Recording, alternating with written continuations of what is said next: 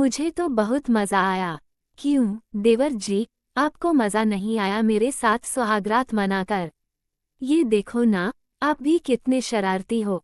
आपने मेरी गर्दन पर ये लव बाइट का निशान छोड़ दिया। सॉरी भाभी जी नहीं, सॉरी डार्लिंग। हेलो दोस्तों, कहानी की इस नई सीरीज में आप सभी का स्वागत है। अंगद और सुनैना की ये अरेंज मैरिज थी। शादी के अगले दिन ही अंगद और सुनैना हनीमून के लिए शिमला निकलने वाले थे। अंगद का चचेरा भाई विशाल भी उनके साथ जा रहा था। अंगद की माँ, अंगद बेटा, विशाल भी तुम्हारे साथ ही जा रहा है क्या? अंगद, हाँ माँ, उसे ऑफिस का कोई ज़रूरी काम है। और बोल रहा था कि उसका भी वही होटल है जो मैंने बुक किया है। उसने कहा कि उसे अकेले नहीं जाना पड़ेगा, हमारा साथ हो जाएगा। मैंने कहा, कोई नहीं, चल ले। अंगद और सुनैना एयरपोर्ट पहुंच जाते हैं। विशाल पहले से ही एयरपोर्ट पहुंच चुका था। तीनों मिलकर शिमला पहुंचते हैं। अंगद, सॉरी सुनैना, विशाल साथ में था तो मैं तुमसे ज्यादा देर बात नहीं कर पाया। वैसे घबराओ नहीं, मैंने रात के लिए बहुत अच्छे से इंतजाम कर लिया है। हमारी सुहागरात यादगार रहेगी, सिर्फ तुम और मैं। वैसे तुम नाराज तो नहीं हो ना? विशाल हमारे साथ आया। सुनैना, नहीं नहीं, मैं आपसे बिल्कुल भी नाराज नहीं हूँ, और वैसे भी अब तो आप और मैं बिल्कुल अकेले हैं। यहाँ देवर जी नहीं हैं। अंगद, एक सेकंड, विशाल का फोन आ रहा है। अंगद, हाँ विशाल, क्या हुआ? एजेंट है क्या? ठीक है, आता हूँ। अंगद, सुनैना, विशाल का एजेंट कॉल है। मैं थोड़ी देर में आता हूँ। तब तक तुम चेंज कर लो और थोड़ा फ्रेश हो जाओ। सुनैना, हाँ हाँ, कोई बात नहीं, आप मिलकर आओ, तब तक मैं हम दोनों के लिए खाना ऑर्डर कर देती हूँ। अंगद विशाल से मिलने चला जाता है। काफी देर तक अंगद नहीं लौटता। इसी बीच सुनैना थकी हुई थी और वह सो जाती है। अंगद के पास एक और चाबी थी। रात को दरवाजा खुलता है। सुनैना गहरी नींद में थी, तभी वह अंगद से बोली, सुनैना, अंगद जी, प्लीज लाइट मत ऑन करना, मुझे बहुत तेज नींद आ रही है। अगर आपने लाइट जलाई तो मेरी नींद खराब हो जाएगी। अरे, आप तो आते ही चिपकने लग गए।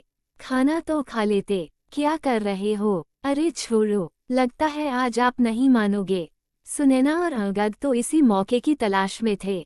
अगली सुबह सुनैना की आंख खुलती है तो वह देखती है कि अंगद डाइनिंग टेबल पर बैठा चाय पी रहा है। सुनैना, कल रात आपने कितना तंग किया। देखा आपने मेरी गर्दन पर कितनी बड़ी लव बाइट दी है, जिसका निशान महीने भर तक नहीं जाएगा। मुझे तो शर्म आ रही है। अरे, क्या हुआ? मैं तो मजाक कर रही हूँ। आपको मेरा इस तरह से बात करना अच्छा नहीं लगा क्या? अंगद, नहीं नहीं, ऐसी कोई बात नहीं है। वैसे तुम्हें रात को कोई परेशानी तो नहीं हुई ना? सुनैना, नहीं अंगद जी, कल रात को मैं जिंदगी भर नहीं भूल सकती। मेरी बेस्ट रात थी कल की रात। अंगद की उदास होने की बड़ी वजह थी उसका चचेरा भाई विशाल। विशाल ने अपने भाई अंगद के साथ धोखा किया। वो जानबूझकर उनके साथ आया था। विशाल, वैसे कुछ भी कह लो अंगद भैया, कल रात भाभी के साथ बहुत ही बढ़िया सुहागरात रही। मजा आ गया। उन्हें तो पता भी नहीं चला कि उनके साथ उनके देवर ने सुहागरात मनाई है। वो तो सोच रही है कि सारा मजा आपसे मिला है, पर वे ये नहीं जानती कि मुझ जैसा हॉट लड़का उनके साथ था। एक बात सुन लो, आज रात भी मैं उनके साथ रहूंगा। अंगद, विशाल, तुमने जानबूझकर मेरे ऑफिस की लड़की संजना को पैसे देकर उस दिन मेरे साथ गाड़ी में भेजा था। मैं तुम्हारे बहकावे में आ गया। उसने ड्रिंक नहीं की हुई थी, वो भी तुम्हारे साथ मिली हुई थी। जानबूझकर वो मेरे ऊपर गिरी और तुमने उस हालत में वो फोटो ले ली, और अब तुम मुझे ब्लैकमेल कर रहे हो कि मैं उसके साथ था। गलत तो तुम कर रहे हो। तुम मेरी पत्नी के साथ मेरे रिश्ते को खराब कर रहे हो। अरे, कुछ तो शर्म करो, तुम मेरे चचेरे भाई हो। सुनैना तुम्हारी भाभी है और तुम उसी के साथ, अगर उसे पता चलेगा तो। तभी सुनैना वहां आ जाती है। वह सारी बातें सुन चुकी थी। सुनैना, अंगद जी, आप ऐसा कैसे कर सकते हो? कल रात आपकी जगह देवर जी मेरे साथ थे। मैंने आपके साथ सुहागरात नहीं मनाई, मैंने देवर जी के साथ सुहागरात मनाई है।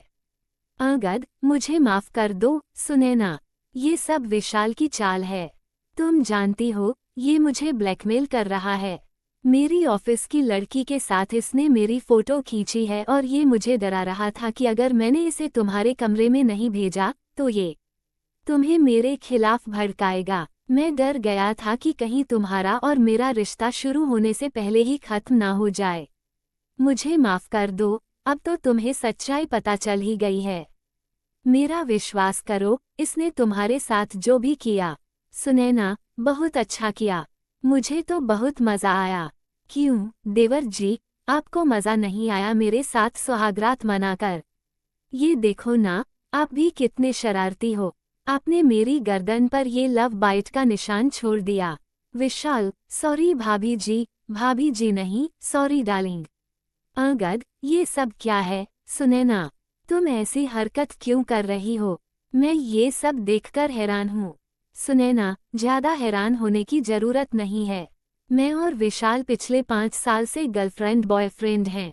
हमने तो ये सब नाटक तुमसे पैसे ऐंठने के लिए किया था। मुझे विशाल ने बताया था कि तुम अच्छी खासी प्रॉपर्टी के मालिक हो, इसलिए मैंने तुमसे झूठी शादी की। मैं तो तुम्हें अपने आप को हाथ भी ना लगाने दूं। मुझे तो मेरा विशाल ही छू सकता है। अब एक काम करो, ज्यादा समय मत लगाओ। अगर तुमने हमें कल दोपहर तक 5 लाख नहीं दिए तो मैं तुम पर इल्जाम लगा दूंगी कि तुमने मेरा इस्तेमाल किया है और मुझे मेरे प्यारे देवर जी के साथ सुहागरात मनाने के लिए जबरदस्ती मजबूर किया है। फिर तुम्हें जेल जाने से कोई नहीं बचा सकता। अब हम जैसा कहेंगे तुम्हें वैसा ही करना होगा। जब हमें पैसे की जरूरत होगी तुम्हें हमें पैसे देने होंगे। चलो विशाल, मेरा ना बहुत मन कर रहा है, कमरे में चलते हैं। विशाल, लगता है कल रात का ज्यादा ही मजा आया है। चलो डार्लिंग, मैं कहाँ मना कर रहा हूँ। अंगद सुनैना और विशाल की चाल में बुरी तरह फंस चुका था। उसे कुछ समझ नहीं आ रहा था कि वह क्या करे। वह घर वापस जाकर सबके सामने लज्जित नहीं होना चाहता था। अंगद, मुझे जीने का कोई हक नहीं। ऐसी शर्मसार जिंदगी जीने से तो अच्छा है कि मैं मर जाऊं। अंगद जैसे ही पुल से कूदने लगता है तभी उसका मोबाइल फोन बजता है। अंगद देखता है कि मोबाइल पर उसकी माँ है। वह अपनी माँ से आखिरी बार बात करना चाहता था। अंगद, हाँ माँ ठीक है, मैं होटल पहुंचकर आपकी बात सुनैना से करवा दूंगा। क्या तबीयत ठीक नहीं है? माँ, कितनी बार कहा है कि समय पर दवाई ले लिया करो। हाँ मैं करता हूँ माँ। अंगद फोन रख देता है। उसकी आंखों में आंसू थे। वह अपनी माँ की आवाज़ सुनकर दुखी हो जाता है। अंगद, मैं क्या करूँ? माँ मेरे बिना अकेली हो जाओगी। मैं ये कदम नहीं उठा सकता। मुझे कुछ समझ में नहीं आ रहा है। माँ, मैं तुम्हें कैसे बताऊं कि मैं कितना परेशान हूँ। अंगद सड़क पर रोता हुआ पैदल ही चला जा रहा था। अचानक वह एक लड़की से टकरा जाता है। लड़की, अंगद, तू और यहाँ शिमला में? अंगद, सौम्या, तू? सौम्या, हाँ मैंने तुम्हें बताया था ना, मैं वकील बन गई हूँ। मैं यहाँ प्रैक्टिस के लिए आई हुई हूँ। वैसे तुम्हारा मैसेज पढ़कर मैं शादी में जरूर आती, पर यहाँ छुट्टी नहीं मिल रही थी। सॉरी, मैं शादी में नहीं आ पाई। वैसे ओह, अच्छा, मैं समझ गई, तुम हनीमून पर आए हो, पर तुम्हारी वाइफ कहाँ है? तुम अकेले हो? एक सेकंड, तुम्हारी आंखों में आंसू कैसे? क्या तुम रो रहे थे? अंगद को कुछ समझ नहीं आ रहा था, वह फूट फूट कर रोने लगता है। सौम्या अंगद की बचपन की दोस्त थी। सौम्या के कहने पर अंगद उसे सारी बात बता देता है। सौम्या, अंगद, घबराने की कोई बात नहीं है। तुम बिल्कुल भी नहीं डरोगे और तुम उन्हें कोई पैसे नहीं दोगे। मैं तुम्हारे साथ कुछ गलत नहीं होने दूंगी। तुम कल ही सुनैना के खिलाफ तलाक के लिए अर्जी दे दो, बाकी सब मैं संभाल लूंगी। अंगद, पर सौम्या, विशाल ने भी मेरे साथ गलत किया है। सौम्या, कोई टेंशन नहीं है। दोनों को तुम्हें ब्लैकमेल करने के जुर्म में कड़ी सजा होगी। बस तुम्हें उन दोनों की बातों को इस फोन में रिकॉर्ड करना है।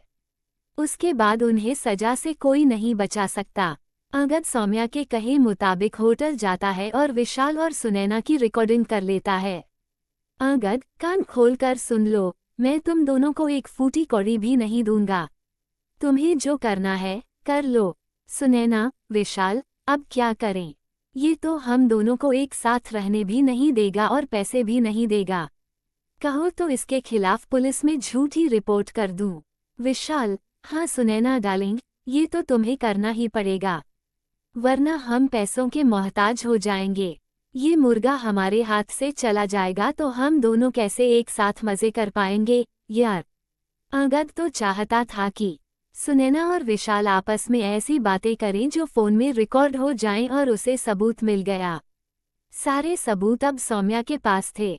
उसने पुलिस को भेजकर होटल के कमरे से विशाल और सुनैना को पकड़वा दिया। सुनैना और विशाल को उनके किए की सजा मिल गई। दोस्तों, ये भाभी की कहानी आपको कैसी लगी? नीचे कमेंट में हमें जरूर बताइए।